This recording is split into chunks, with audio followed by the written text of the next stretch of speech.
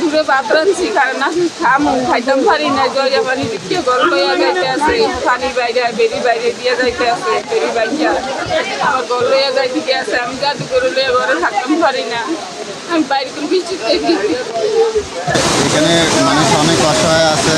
যদি বাংলাদেশ গভর্নমেন্ট যদি কিছু হেল্প করতো, তাদের থাকার মতো কোনো জায়গা নাই, ঠিক আছে নি, এক করা জায়গাও নাই যে সেখানে যায় ঘর করবে। যদি বাংলাদেশ গভর্নমেন্ট যদি দেশের মেম্বার চেয়ারম্যান উপজেলা চেয়ারম্যান যদি তারা যদি আগে আসে তাদের দিকে, আমরা সবাই অসহায়, ঠিক আছে, যদি তারা আগে আসে আমাদের দিকে যদি হেল্প করে খুব ভালো হতো।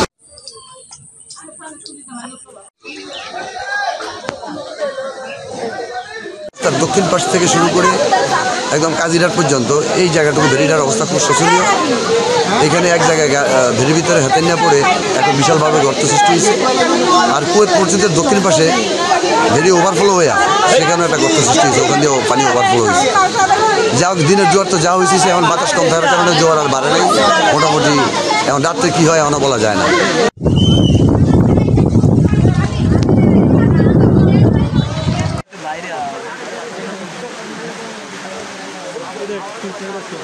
কী ধরনের ক্ষয়ক্ষতি হয়েছে এটা দেখার জন্য আজকে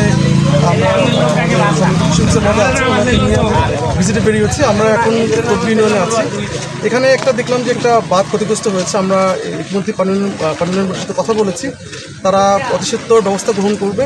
এর বাইরেও আমরা বিভিন্ন চেয়ারম্যানদের মাধ্যমে তথ্য যেটা পেয়েছি সেটা হচ্ছে যে বিভিন্ন যেমন স্বাস্থ্য ইউনিয়নে কিছু পুকুর ডুবে গিয়ে মাছ ক্ষতিগ্রস্ত হয়েছে। তারপর হচ্ছে আপনার হাসাননগর ইউনিয়নে কিছু মানুষ পানিবন্দী আছে।